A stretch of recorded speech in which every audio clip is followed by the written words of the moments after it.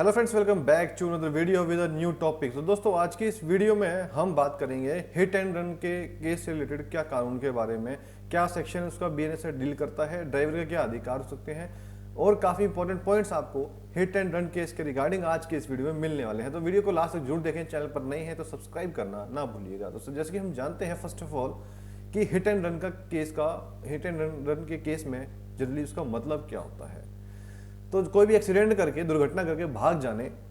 मतलब कि hit and run एक ऐसी कंडीशन होती है, ऐसी स्थिति को कहते हैं कि जब कोई भी व्हीकल का ड्राइवर सड़क पर किसी व्यक्ति या किसी गाड़ी को टक्कर मार देता है और एक्सीडेंट करने के बाद बिना रुके, बिना कुछ इन्फॉर्मेशन दिए वहां से भाग जाता है। और यह अपराध तब होता है कि जब कोई भी ड्राइवर जानबूझकर या अनजाने में इस प्रकार की घटना को अंजाम देता है और फिर मौके से फरार हो जाता है। ये न केवल कानून का उल्लंघन है, बल्कि ऐसा करने वाले व्यक्तियों को सजा और जुर्माने दोनों से उनको दंडित भी किया जाएगा। इनके बेसिकली हिट एंड रन के दो टाइप्स होते हैं। फर्स्टली है जनरल हिट एंड रन। इस केस में क्या होगा कि जब भी कोई ड्राइवर किसी भी पैदल चल रहे यात्री को, किसी भी पेडेस्ट्रियन को पैदल चलने में या किसी भी पार्क किए गए किसी गाड़ी को टक्कर मार देता है और बिना उसकी जानकारी दिए वहां से चला जाता है, तो उसको तो हम कहते हैं generally hit and run. Second होता है सीरियस हिट एंड रन। उस केस में कि जब कोई भी ड्राइवर किसी व्यक्ति को काफी सीरियस चोट पहुंचाता है, कोई सीरियस इंजरी पहुंचा देता है और फिर वहां से भाग जाता है, या फिर हम कहें कि जो इंजरी पहुंची है वो उसकी मौत का कारण भी बन सकती है और फिर वहां से भाग जाता है, तो उसको हम कहेंगे सीरियस हिट एंड रन।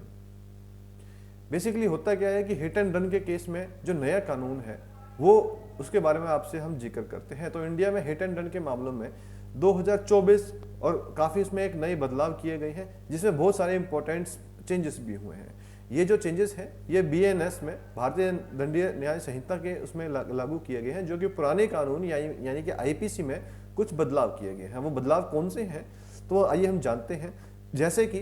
किसी भी गाड़ी से टक्कर मारकर भाग जाने के मामलों में जो दोषी है, गिल्टी पाए जाने वाले व्यक्तियों को पहले से काफी सख्त जुर्माना और उसका पनिशमेंट ऑफ फाइन के लिए पहले से उसको पनिश किया जाएगा। नए कानून के अनुसार जो विक्टिम है उनको तुरंत मुआवजा कंपनसेशन प्राप्त करने का अधिकार दिया गया है और उनकी जो हियरिंग है, सुनवाई के दौरान उनको अपनी बात को रखने का मौका भी मिलेगा।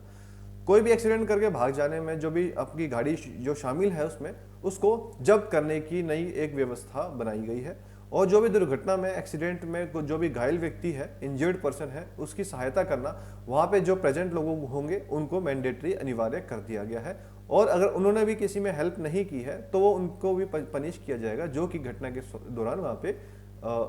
पर्सन्स मौजूद थे। हिट एंड रन की जो इंफॉर्मेशन है उसको पुलिस को आपको तुरंत देनी है, तो जिसके बाद जो पुलिस है वो जल्द से जल्द वहां पे आके अपनी आपको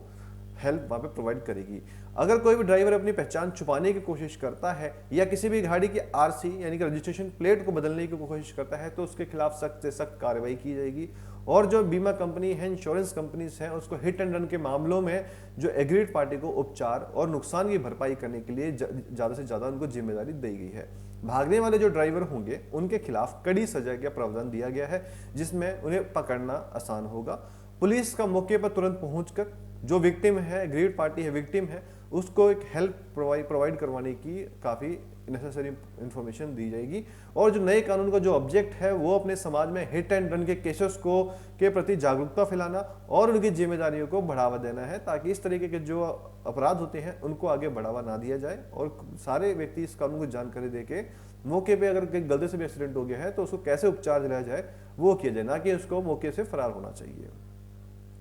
अब हिट एंड रन के केस में कौन सी धारा जो है भारतीय न्याय संहिता की लागू होती है, तो हिट एंड रन के मामलों में जो एक्यूज पर्सन है, आरोपी व्यक्ति हैं, उनके खिलाफ नए कानून के अंतर्गत भारतीय न्याय संहिता की बीएनएस की सेक्शन 106 सब सेक्शन 2 लागू होगा। ये जो सेक्शन है वो स्पेशल रूप से हिट एंड रन के मामलों में ही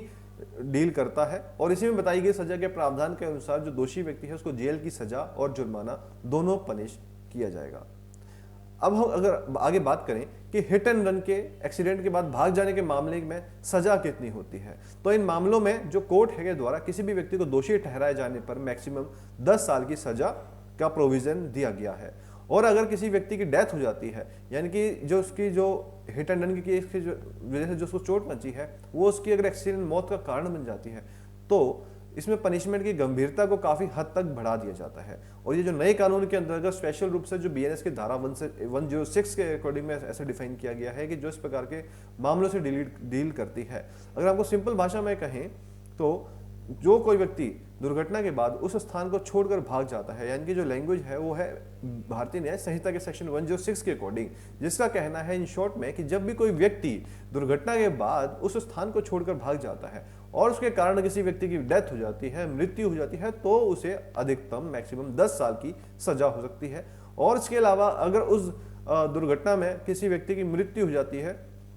तो उसके साथ उसको दोषी पर, यानी कि जो विक्टिम है, उसको 7 लाख रुपए तक का जुर्माना लगाया जा सकता है। यानी कि जो वहां से हिट एंड रन जो ड्राइवर हुआ भागा गया है उसको मैक्सिमम 7 लाख रुपए तक का जुर्माना भरना पड़ सकता है। लेकिन केवल एक्सीडेंट के केस के लिए, और अगर आरोपी ने घटना वहां पे जो एक्सीडेंट हुआ है उसको छोड़ दिया है तो उसे 5 लाख रुपए तक का जुर्माना देना होगा।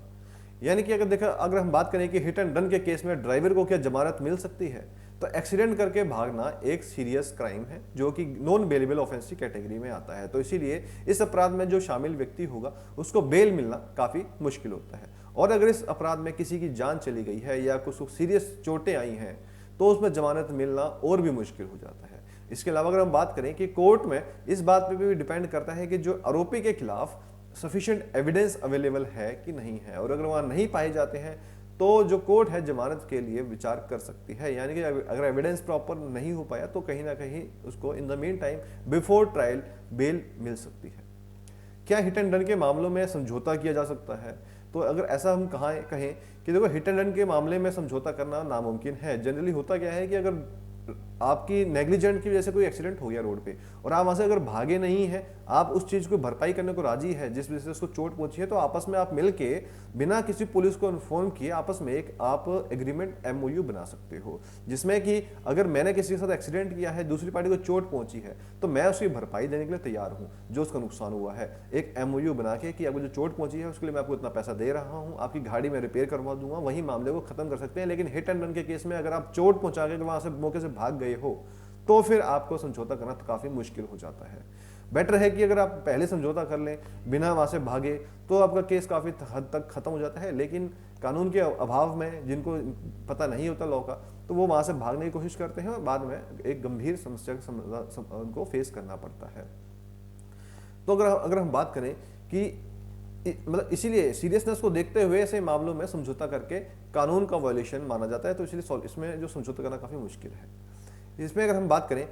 हिट एंड रन के केस में ड्राइवर के जो क्या अधिकार हैं और उसके बचाव के क्या तरीके हैं, तो हिट एंड रन एक काफी सीरियस क्राइम है जिसकी हमने आपसे पहले भी जिक्र किया है, और उसके लिए भारतीय कानून, इंडियन लॉ काफी सख्ती कार्रवाई करता है। लेकिन हर एक्यूज्ड का कानून के अनुसार कुछ अधिकार भी दिए गए हैं, और वो अधिकार कौन कौन से हैं? जैसे कि ड्राइवर के जो अधिकार हैं उनमें से कुछ अधिकार है कि जैसे हर एक आरोपी का एक फेयर ट्रायल यानी कि निष्पक्ष सुनवाई की जाए, आरोपी का अपना एक वकील रखने का उसको अधिकार मिलेगा, आरोपी का पुलिस या कोर्ट में जो स्टेटमेंट रिकॉर्ड होगी उसको देने से वो इनकार करने का अधिकार रखता है। यानी कि जो आरोपी का पुलिस का या कोर्ट में जो स्टेटमेंट देने से इनकार करने का अधिकार रखता है। दूसरी बात, आरोपी का पुलिस के द्वारा जो उसने इकट्ठे किए गए सबूतों को भी उसकी एक फोटोकॉपी लेने का अधिकार उसके पास है कि जो उसने मौके से क्या क्या एविडेंस उसके अगेंस्ट किया है उसको आगे उसको ड्राइवर को पता तो लगे जो उसमें एक्यूज्ड है। या फिर आरोपी अपनी पार्टीज में अपने पक्षों में जो गवाहों को वहां पे कोर्ट में बुला सकता है। और उसमें आप सजा से कैसे बच सकते हैं? सजा से बचने का उपाय ये है कि जो आरोपी ये दावा कर सकता है, ये क्लेम कर सकता है कि उसने कोई एक्सीडेंट किया ही नहीं था, क्योंकि हो सकता है कि अगर आप उस गाड़ी से टच करके गए हो उसका आपका रोल ही नहीं है, then you are not responsible for any act of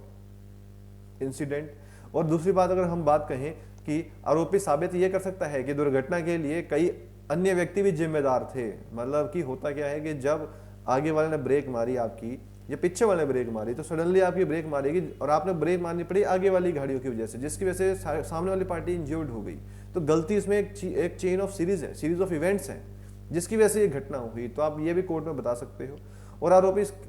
case में दावा कर सकता है कि पुलिस ने सबूतों के साथ छेड़छाड़ की है, और यह भी दावा कर सकता है कि गवाहों का झूठे बोलने के लिए इंस्टिगेट प्रेरित किया गया है। अगर हम बात करें कि दुर्घटना के करके वहां से भाग जाने के केस में बचाव के लिए एक वकील कैसे भूमिका निभा सकता है, तो उसमें होना क्या चाहिए कि वकील एक एक्सपर्ट वकील होना चाहिए जो कि स्पेशली एमएससीटी के केसेस में डील करता हो, और वकील अपने अधिकारों की रक्षा करेगा, आपके उसमें सबूत जुटाएगा और आपके लिए डिफेंस ग्राउंड्स बनाएगा कि जिसके बेस पे आपने अपना केस को जीतना होता है। तो दोस्तों ये था आज का शॉर्ट वीडियो। इसके रिगार्डिंग हमने एक अलग वीडियो और बनाई है कि कब आपकी हिट एंड रन के केस में गाड़ी जब्त की जा सकती है और क्या क्या उसके ग्राउंड्स हैं और क्यों उसको ट्रायल को आगे चलाना जरूरी है, पीड़ित को मुआवजा मिलाने के क्या क्या प्रावधान दिए गए हैं। तो दोस्तों उम्मीद करता हूँ आपको आज की वीडियो अच्छी लगी है। प्लीज चैनल को सब्सक्राइब कीजिए, वीडियो को लाइक और शेयर ना भूलिए ताकि फ्यूचर में आपको इस तरह की वीडियो हम प्रोवाइड करवाते रहें। Thanks for watching this topic.